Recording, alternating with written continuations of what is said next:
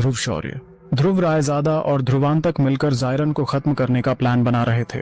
वहीं पर ध्रुव शौर्य ने आचार्य से कहा, आचार्य, आखिर कौन होंगे वे 5 शक्तिदेव जो जायरन को खत्म करने में हमारी मदद करेंगे? ध्रुव की बात सुन विदुर देव कुछ सोचने लगे और फिर उन्होंने ध्रुव से कहा, देखो ध्रुव, हालांकि हमारे प्लेनेट मार्कस में बहुत सारे विद्वान हैं, जिनमें से काफी लोग 9 स्तर के विद्वान भी है, लेकिन उनमें से काफी लोग बहुत बुजुर्ग हैं। ये काम किसी नए पीढ़ी के विद्वान के हाथों ही होना चाहिए। मेरे नजरों में सबसे ज्यादा काबिल अगर तुम किसी को इस काम के लिए चुनना चाहते हो तो वे है हीनिसा, ईरा, तुम्हारी बेटी ध्रुविका और तुम्हारे 2 भाई, क्योंकि उनके रगों में तुम्हारे ही शौर्य दल का खून दौड़ रहा है और क्योंकि तुम्हारी ब्लड लाइन अभी शुद्ध हो चुकी है, इसीलिए इनके शक्तिदेव बनने का चांस सबसे ज्यादा है।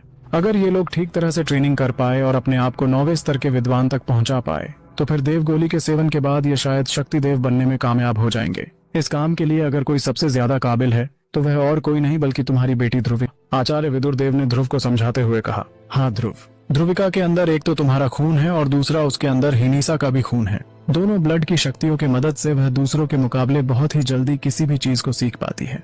और अगर तुम उसकी वर्तमान स्थिति के हिसाब से जजमेंट करोगे तो तुम्हें ये पता चल जाएगा कि उसकी उम्र पर तुम भी इतने काबिल नहीं थे। उसकी सीखने की रफ्तार मार्कस में किसी भी योद्धा से काफी ज्यादा है।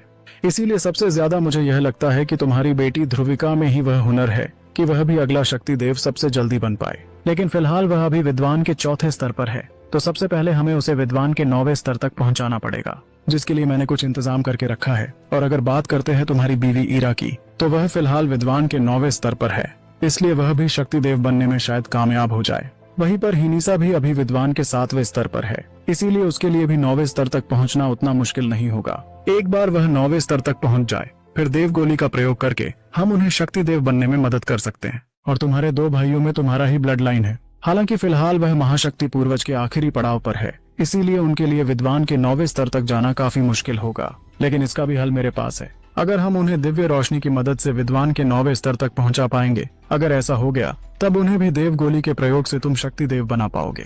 हालांकि हमारे पास फिलहाल 4 ही देवगोली है, इसीलिए मैंने कुछ सोच। तभी ध्रुव शौर्य ने आचार्य से कहा, वो क्या है आचार्य? विदुर देव आगे ने कहा, देखो ध्रुव, तुम सिर्फ एक शक्तिदेव ही नहीं बल्कि फिलहाल मार्कस के सबसे बेहतरीन हकीम भी हो, तो तुम्हें ही एक देवगोली का निर्माण करना होगा। मैंने पहले ही पिल टावर के बुजुर्गों से क्लास 10 की यह देवगोली बनाने की विधि हासिल कर ली है, लेकिन इसे बनाने के लिए जो चीजों की जरूरत है वह बहुत ही दुर्लभ है। हालांकि तुम्हारे पास जो दिव्य रोशनियां हैं, हम देवगोली बनाने का सारा उम्मीद खो देंगे। विदुर देव की बात सुन ध्रुव ने उनसे कहा, आचार्य, आप फिक्र मत कीजिए, मैं जरूर देवगोली बना लूंगा। हालांकि मैंने कभी भी पहले ऐसी गोली का निर्माण नहीं किया, फिर भी मुझे पूरा यकीन है कि अगर मैंने अच्छे से मेहनत किया और अगर मैं अपने ध्यान को अच्छे से केंद्रित कर पाया तो मैं यह गोली जरूर बना लूंगा और मेरे पास 23